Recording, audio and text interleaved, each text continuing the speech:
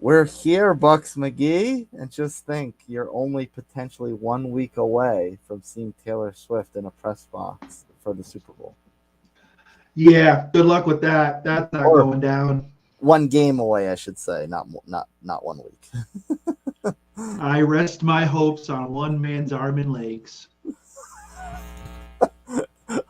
Who knows? Maybe more so his legs than his arms after that game last week. Captain Lamarica, he will lead us to victory. Dang it. I can't have the Super Bowl ruined by Swifties. I just can't have it. No, no. I mean, you would think. I saw a new little rigged theory before this, the afternoon before we're doing the show, and it said it did its whole usual thing about the graphic from the Canadian broadcast station, or whatever, and then it showed the colors from the last two Super Bowls and this one, and they showed like the appropriation of the two colors. Not only the colors match the participants, but the appropriation of them, the color with the less representation winds up being the winner. So there's less red in the logo, so that means the Niners are going to beat the Ravens. As long as the Chiefs aren't there, I don't care. Let them party. Let them party. I don't care what happens. Yeah, of course. Watch them peg the wrong red, and the red's the Kansas City red. It's a story of my life. That's right. So let's talk this Kansas City game first, and the big question, well, not question mark. I think the big storyline going in is Lamar Jackson, the likely MVP, against this Chiefs defense that's really buoyed them through the playoffs to this point. No, definitely. Lamar is, I don't want to know if you want to call him the X Factor. He's the guy. At this point, the Chiefs, I don't think, really have faced a quarterback like this, their defense. So this is going to be a true test of their defense. And Lamar, in the sense of, when do I run? When do I throw? It's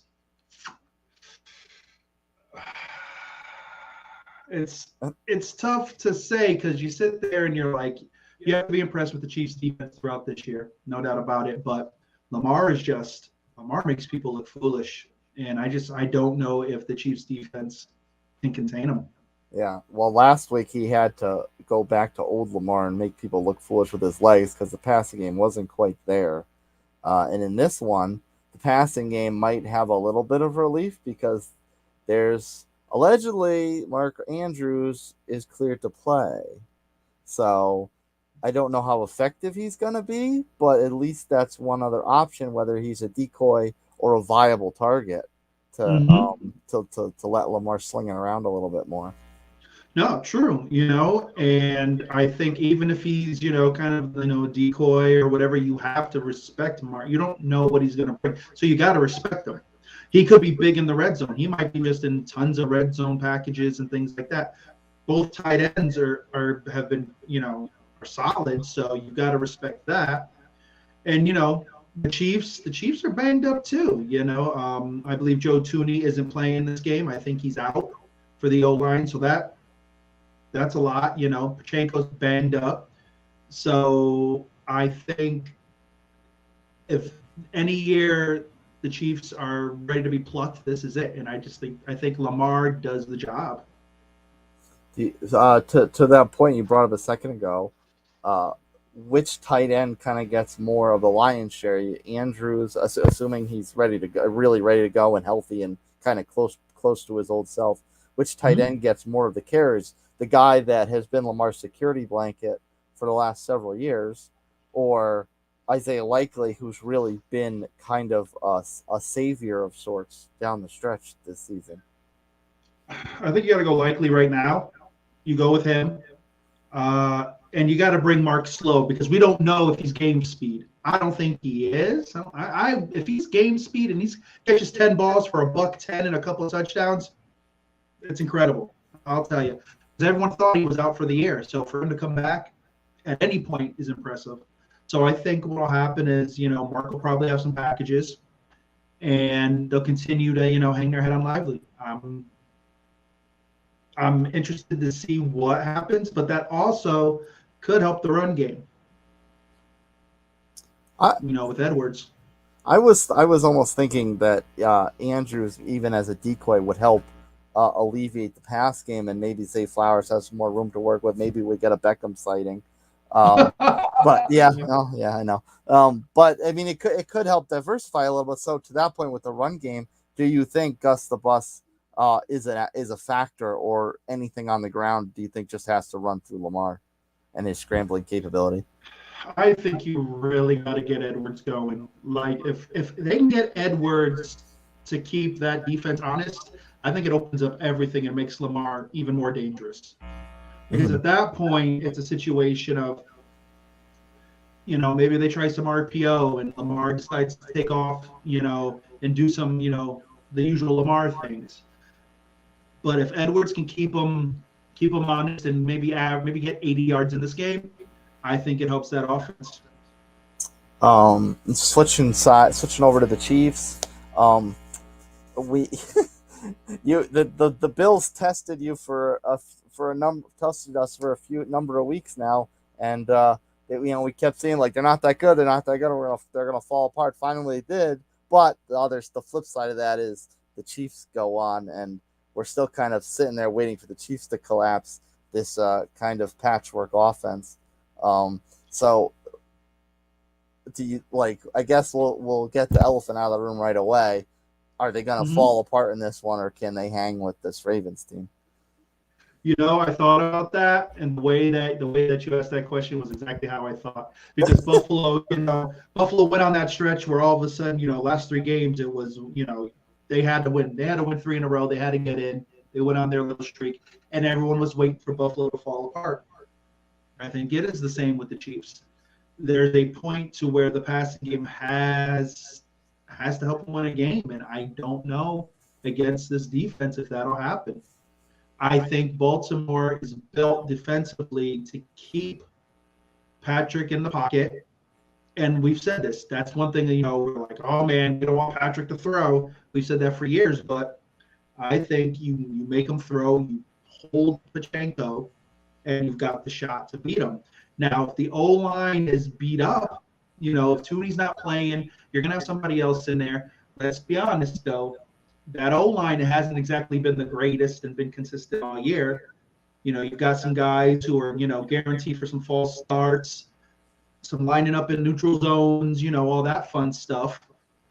Plus, they got Donovan Smith. He was a Buck. We know how great he was. He'd be good for one game, and then Brady would be on his butt for 4 straight games. So it's just a matter of time before that shows up. I just feel that, the Chiefs' time has come, and this is where it ends. And they've had a great run. I'm not gonna take it away, but I believe that Baltimore is the team that ends this run right now. I mean, this may be nothing more than facetious or trolling to ask, but is it maybe a good thing or a bad thing that Kadarius Toney's not going to play?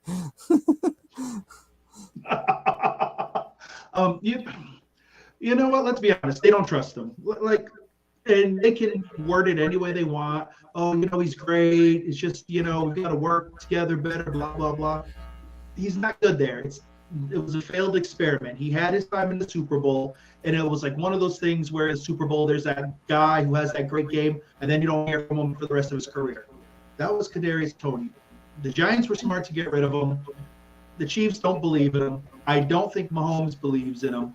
And now he's got to figure out who he can go to. And I think the Baltimore can cover those guys. Like, it's going to be a steady diet of Kelsey, but those linebackers are fast, hit hard. I don't know who he's going to go to. I don't know. Well, speaking of that defense, can Pacheco get a groove against that defense, or are they set up to kind of make the Chiefs one-dimensional and make Patrick win the game? Like you said, as terrifying a thought as that's historically been. I think Baltimore is built to hold Pacheco. Now, mind you, Pacheco was angry, and I'm impressed with the guy. I'll give the guy all the credit in the world. But I don't think he's 100%, and I think the way he runs is taking a toll on him because they've really hung their hat on him because they've needed him to be the guy. In the last, 3-4 years, you would never say a Chiefs team really needs to depend on the run. Never. And Pachenko has been that guy. Now, he's banged up and not 100% yet. He'll still run angry, but that Baltimore defense runs fast. Those guys are angry. Those guys run quick. They get to the ball.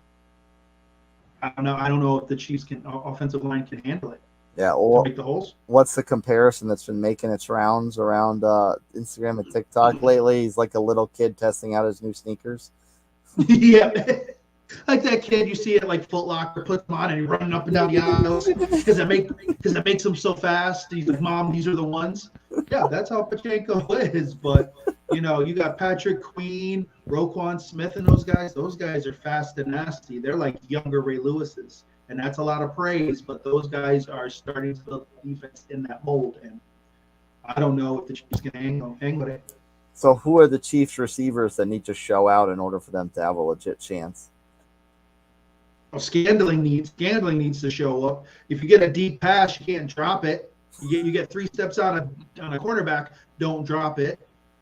Rice is good. I like him, but honestly, he's the only receiver you can really trust. Mm-hmm. They've got a couple other guys who, maybe, show up for a little bit during a game. But if Kelsey is taken away, Rice is going to have to be that guy. And if he's not that guy, Scandlin's going to have to show something. Kelsey showed up in the last game against Buffalo, and it's weird to think that that's the only game he's really had a Kelsey-type performance in the last several weeks. But that's really about all it was lately. No, it was, but you also Buffalo defensively was beat up. Like they had hot dog vendors playing linebacker. Like really, if you look at that Buffalo defense from the beginning of the season to what they had in that game, their linebackers were out, beat to heck. Cornerbacks were beat up. Like to give, and I believe me on that one, Buffalo credit, but they were barely hanging on defensively. So it was just a matter of time. And Kelsey was going to eat in that situation. Baltimore's healthy, and they've got 2 backers who can keep up with them. And I think some cornerbacks that'll probably sneak up too. So it's going to be interesting to see what this offense does to mitigate the quickness on that defense. Yeah, he's got to give Taylor something to root for, Whatever. All I know is Baltimore just needs to go with 1 point better. That's all I got to do. 1 point better. 1 point better. That's all I need, and I'll be able to sleep well. Let's take a little break before we get into the other game and talk about all the head coaching hires that moved around this weekend. There were quite a bit, and there's one big story that we're going to get to in a couple minutes, but let's talk about that stories that actually did happen. Obviously, the one that took all the headlines was Jim Harbaugh. He's coming back to the NFL. I swear I heard something about some rider in his contract that prevented him from going back for like 2 years, but I guess that's not a thing where money talks, and they figured out a way to get past that. So he's going back to the West. He's going back to the West Coast. He's going to the AFC this time. So no more Harbaugh Super Bowl matchups for the time being, I guess, in the future. But they do play each other next year, so it's all on the script. It's all on the script. That could be, you never know, AFC Championship game. Yeah. So going to the Chargers, and I think this was probably the best job available for him because he wants to win now, and he's got a all-pro level type of quarterback here. He's got a ton of talent on defense. Everyone knows his reputation is great with defenses. So can he rework this around to kind of get the Chargers to the level we kind of figured they might have been at? Well, he's got the quarterback. Basically, that's what you start with. Everybody knows that's what you build your team with. The problem with the Chargers is they've got cap issues, and a lot of that cap issue is on the defensive side. So there may be some guys you may have to move on. And one person that he talked about towards the end of the season was Khalil Mack. Now, of course, you'd want to keep him, but if you can't fit anybody under the cap, you got to make the cuts. So I think, they're going to look long and hard and see what they can do. Eckler is a free agent this year. So bye. Yeah, every fantasy guy who had him, yep, bye. Kick rocks. No, I'm kidding. Guy had a bad year, but who knows if maybe he comes back on a discount deal and maybe brings it back the way he was, only a couple of years ago, but running back's going to be a bit of an issue. So there are some pieces that, things they're going to have to work out, but I think he has a framework where, yeah, he can be successful. And especially in the AFC West, Yeah, you got to give him a shot. Yeah, exactly, because it's, especially with the Chiefs and such, like now it's almost, I don't want to say wide open, but that stranglehold by the Chiefs is a lot less than what it was. I don't want to say next season's preseason show we'll be picking them high on them like we were this season, but maybe it might be a little bit more justified. Or trustworthy, maybe I should say. Yeah, we get burned every once in a while. That's what happens. Yeah.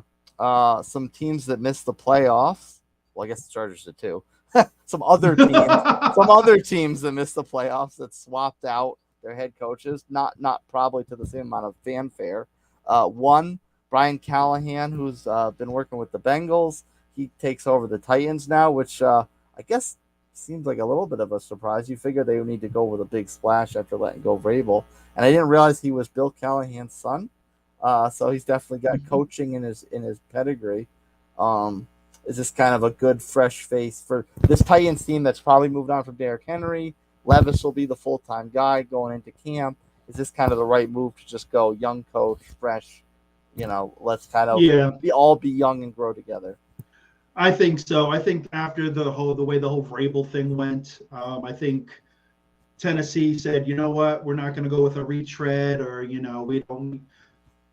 Excuse me, or bring in somebody like a Belichick or something, because really, those kind of coaches want to win now. They're looking at the roster, and the Titans roster, let's be honest, really has holes in it. It's a rebuild. It is a rebuild. So I think this guy's young, offensive-minded, coming from Cincinnati, so I think it works out for him.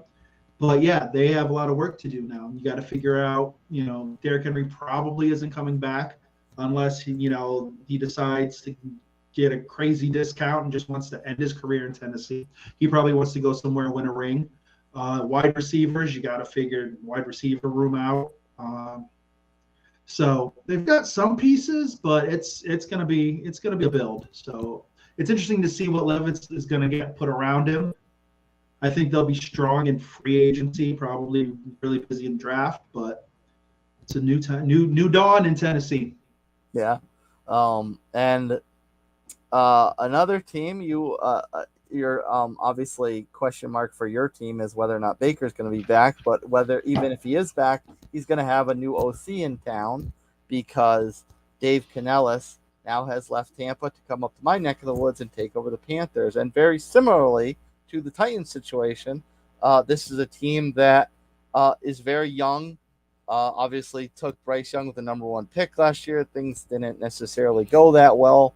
And they brought in a veteran head coach, and that didn't exactly work out too well. So maybe this is a similar discussion to what Tennessee did. They bring in a young coach, young voice, young energy to kind of get this team in a rebuild situation, and they all grow together. I guess you got to start somewhere. And if Carolina's your pick, so be it. I believe me, not bitter by any stretch of the imagination. I wish the guy all the luck, 15 out of 17 times out of the year. There's a lot to fix there, I think some people are kind of doubtful on Bryce. Like, if he's going to try to run an offense that we ran in Tampa, I don't know if Bryce can handle that. Because let's be honest, our offensive line took a while to really get going and give Baker some protection. And Baker had the ability to, pick out his sacks because he was big and physical and was able to, maneuver in the pocket. I don't know, because of Bryce's size and such, if he can be that guy. So they're really going to have to concentrate on the O-line, wide receivers. That wide receiver room is, I don't think. In your opinion, who's the best wide receiver on that team? I plead the fifth. No, it's probably Jonathan Mingo, but even he didn't, just from a standpoint of what they invested in him from taking him high in the draft, but he really did not get a lot of looks. I mean, Thielen turned it on when Bryce realized that, hey, I can throw to this guy who's been putting up numbers for a dozen years in the league. Right. But who knows if Thielen's going to be back? Who knows if Thielen wants to be back after how bad this team was? Exactly. So, I mean, obviously, if Thielen's back, it goes to him. But on the same token, Jonathan Mingo is probably the most talented wide receiver on the Panthers, but that's not saying too much. No. Tight end position's decent. Trumbull's not bad. Like they're gonna hang their head on the defense for sure. But that's if Brian Burns comes back. Mm-hmm. And let's be honest, you can have the greatest defense there is, but if they're on the field more than your offense, it doesn't matter. Doesn't matter. So there's a lot of work in Carolina. So, you know, I wish them luck, but do what you got to do, I guess. Yeah, they got great picks, great pieces, I should say, like J.C. Horn, but that's a lot to build out past that. The fourth hire this week, staying in the NFC South, ironically enough, former Tampa Bay Buccaneers head coach Raheem Morris, who spent the last several years in Los Angeles, coaching under buddy Sean McVay with the Rams. Mm-hmm. He's coming back to the NFC South, take the Falcons job, and we'll get into more of Belichick in a minute. But everyone thought Belichick was going to Atlanta, and sure enough, they go in a completely different route, hire Raheem Morris. Now, this is a team that has some veterans, a lot of young guys, so I guess bringing in a guy that's been a coach before and been around a successful franchise of recent memory like the Rams, I guess that's kind of the right kind of middle area to have as your next coach. Probably. I think it's a solid move. He can you know, mingle in like you said, and you know the young guys listen to him. He's not too old. The veterans are like, hey, he's been around. He understands us. So I think it's a good move. The situation is, first of all, who's your quarterback? That's the number one question. Who is your quarterback? Are you going to trade up in the draft? Like you probably, you know, you might be able to trade up enough where you can grab one of the big 4 or 5, but you know, this offense really needs to start using the weapons it has. Throughout this year, we saw how, you know, Bijan would disappear in games, wouldn't even be used. Kyle Pitts was non-existent. I don't even know if he was on the roster half the year. No. You know, so you've got these weapons, but you got to use them. And it's just going to be what Morris's, you know, plan is. Is he going to, you know, kind of be a defensive guy, or is he just, you know, from being with the Rams, it's all offense. So are we going to see more of a Rams type offense? It's going to be interesting to see, but that team is a quarterback away from really making some noise. And I don't know what their plan is, if they think it's the draft or if they think it's a free agent. Yeah. And real quick, before we get into the second game and pit our two viewers against each other, Niners fan, beer for breakfast, facts for snacks, and Michigan native, likely Lions fan, half-assed beer review. Hashtag one side. Before we talk about that game and pit them against each other. So Belichick, obviously, all the buzz was that he was going to take the Falcon job. That didn't happen. So what the only job left right now is Washington, which you can't imagine. You have to figure is probably not in Belichick's kind of best interest to take. So what could we see a season without Bill Belichick on the sideline? Well, I think the reason the Falcons didn't go Belichick is that team just wasn't a Belichick built team. Those were young guys, and I think they wanted a younger voice, you know, and there's a point where you because he's not a retread, but you go older. Like if it was a team that was ready to win today, then yeah, he's the guy you take, I think. And I think the Falcons just want to build a new culture and want a new fresh voice, so that's the way to go. Washington, it's a rebuild. To be honest, I don't know if they really believe in Sam Howell. I like Sam Howell. I think he could, in the right system, to be productive. But yeah, there's a lot of question marks on that defense and things of that nature. So I don't think he wants that, but who knows if he wants to stay in the game. Maybe he's I don't want to use the word desperate, but if he's like, this is your only shot, he's not going to take a coordinator job unless he's like, I don't want the drama. I'll just coordinate No. defenses. And he wants to be like, just, the greatest defensive coordinator now and go on for another 10 years.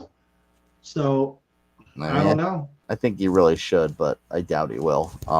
And before anyone lights us up in the comments, yes, we know Seattle job is still open, but that's looking increasingly likely that it's going to go to Dan Quinn.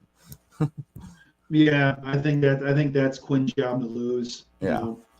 So, but weirder things have happened in the NFL. But yeah, it's looking like this could be a year without Bill Belichick.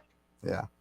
Well, there's one more game, and we know who Josh from Half-Ass Beer Review is rooting for.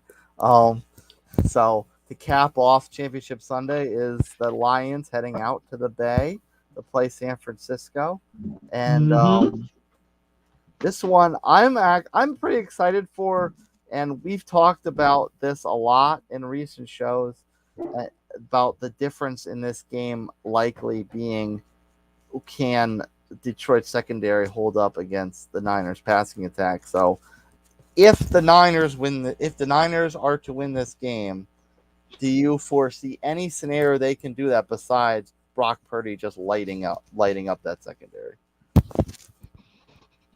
Because everywhere else the Lions are good. Everywhere else the Lions are stacked.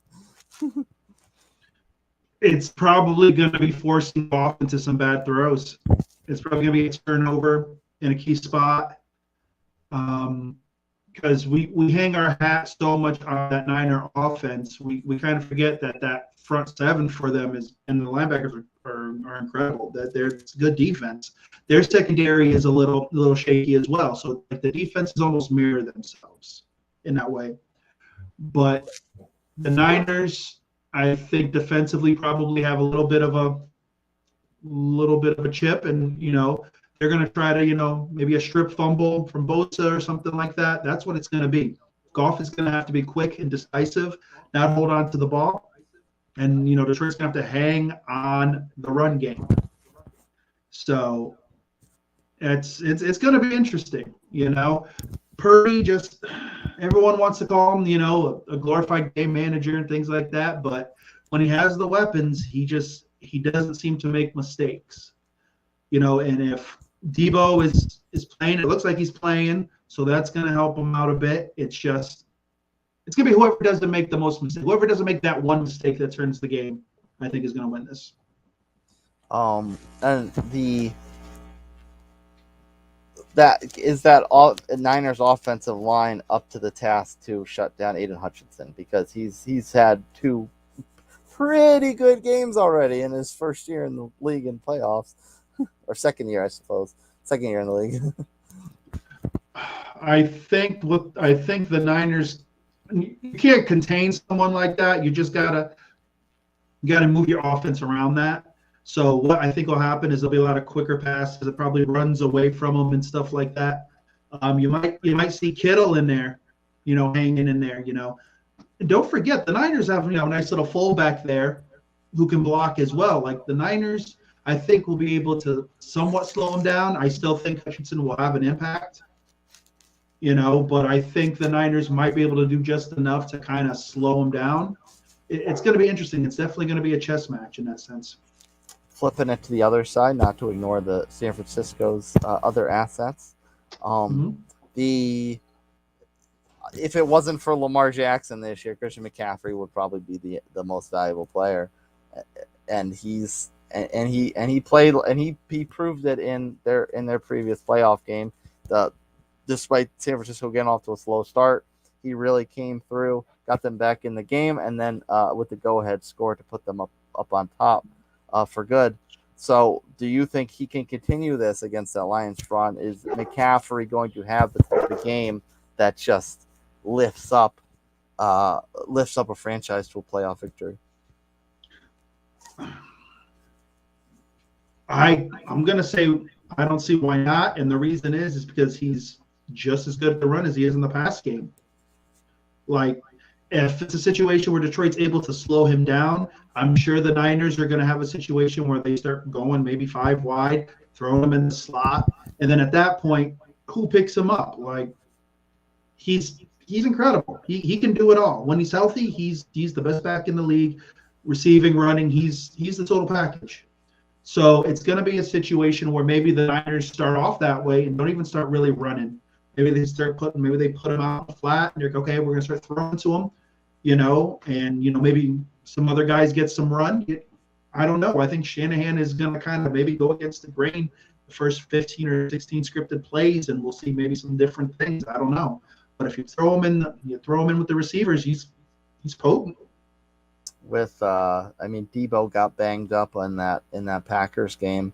So if he's not himself, or if he even doesn't play at all, do you think that who's the most likely hanger to Purdy to hang his hat on? Is it going to be Kittle, like you said before?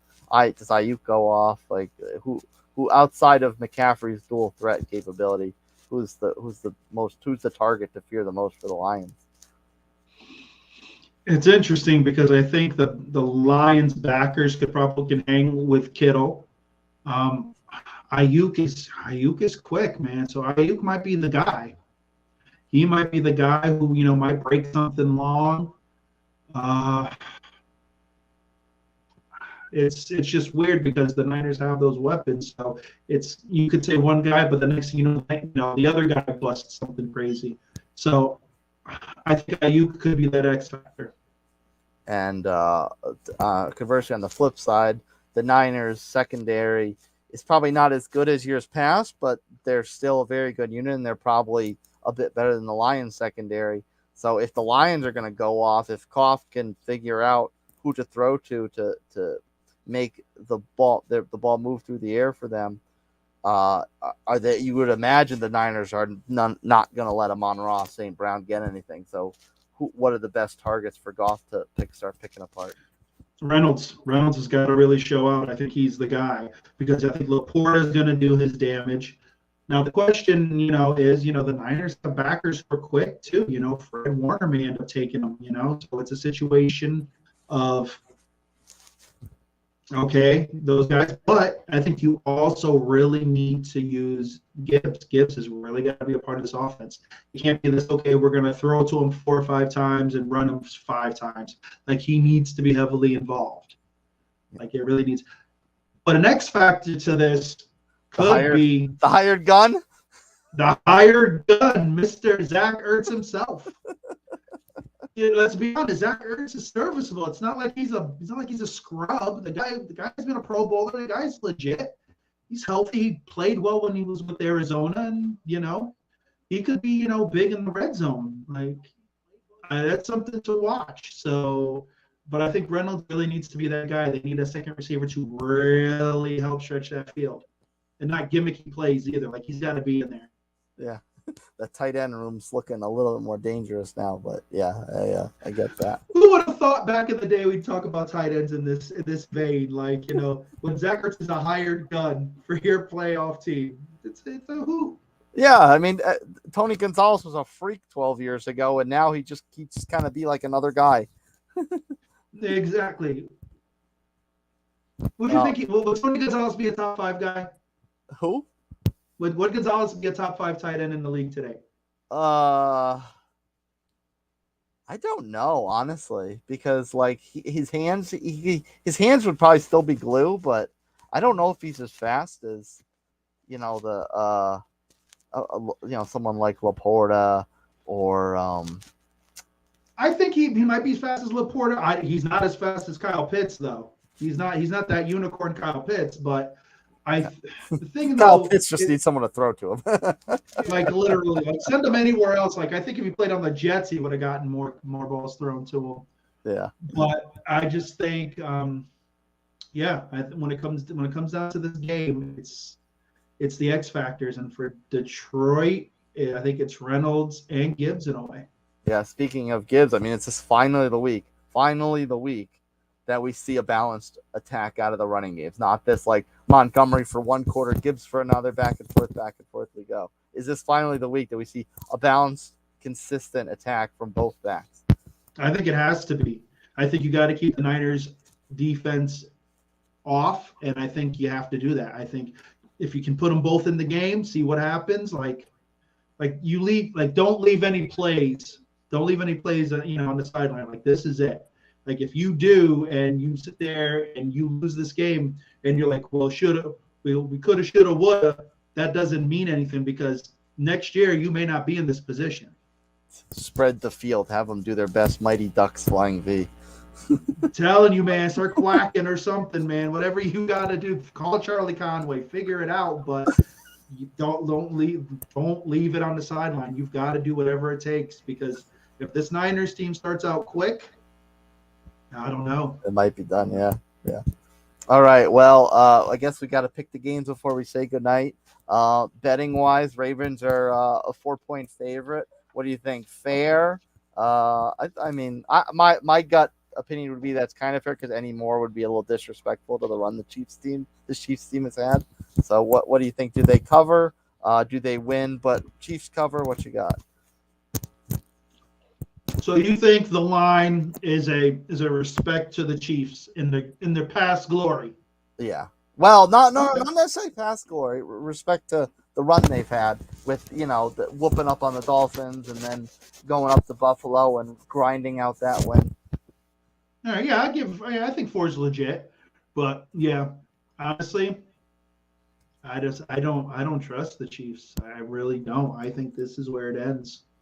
I honestly think the Ravens have enough defensively to hold them in check, and I don't know if the Chiefs can stop Lamar. I really don't. Yeah, Lamar's a freak, and every game you've seen it. Like they're on a mission. Baltimore's on a mission, and I think after everything with Lamar's contract and everything, I think he's out to prove that he's legit. I don't think he wants to fall into the Josh Allen category. And no disrespect to Josh Allen. Josh Allen had a great first half, but then, Buffalo did what they did. But I think Lamar knows that for him to ascend to that next level, it's Super Bowl or bust. So I think being at home is in their favor, and I think it's going to come down to a Justin Tucker kick at the end. Baltimore. Oh, so you think the Chiefs will cover even if the Ravens win? It wouldn't surprise me if this game goes to overtime. Okay. And Tucker pulls it out. I really do. I think it's going to be a close enough game, but I just think Lamar's legs and Lamar doesn't make stupid mistakes throwing the ball away. And now that I say that, he's going to throw like an interception in the fourth quarter and ruin it for me. But I just think that Baltimore is primed for this run. I think they will be hoisting the Lamar Hunt Trophy. Yeah. Lamar hosts Lamar, huh? So look at that. It's a sign. Yes. Of course, the Lions game. Niners are favored by 7.5. I'm rooting. I know this is a tough one. I'm rooting for the Lions. I want them to win. I'd love to see them cap that runoff.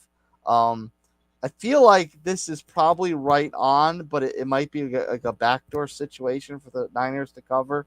Like they're up by 6 or 7 on the nose, and they get a kind of garbage time field goal or touchdown to clear the point spread. What do you think about that as far as winning and covering for the Niners at 7.5? 7.5. I'm kind of surprised. Now, mind you, you got to give the Lions their respect. So if you had told me 6 maybe, but yeah. Okay, 7.5. This game is going to come down to who doesn't make the mistakes, who doesn't get the strip, who doesn't fumble, the ill-advised throw. It's going to be, to me, it's one of those games, and like Detroit is on the magical run. Like I get it. But something tells me that McCaffrey takes control of this game and the Niners pull it out. honestly think I think it's going to be close. I think it's definitely going to be closer than the points, but I'm going with the Niners. I just have this feeling. I think the Niners pull it out. All right. Well, Championship Sunday's here, Bucks McGee. We finally made it. The Super Bowl is a mere 2 weeks away. It's so sad, though. It's sad, man. It's know. like, it's hard to believe it's been like, seems like it's been like a year that we've been on, on here. But no, this is what it's all about, Championship Sunday. So I think it's going to be incredible. It felt like it. Some 43 episodes later, we finally made it. Right? People are like, all right, turn it off. We're done. Yeah. Well, hopefully. Play the reruns. Yes. Well, please do. Work that view count up. So hopefully these games are more like the divisional games and less like the wild card games. We get 2 gems, 2 all-time classics, and set up an amazing Super Bowl matchup. Yes, don't worry, Josh. No hurt feelings. Oh man. Bucks McGee, Super Bowl's 2 weeks away. Take us off air, sir. All right, guys. Well, this is it. Championship Sunday. Four teams are in. Only 2 are coming out. So for all you Swifties, wishing nothing but horrible things. Horrible things. Lions fans, I'm hoping for the best. We're going to see what happens, but everyone get your popcorn. It's going to be a great one.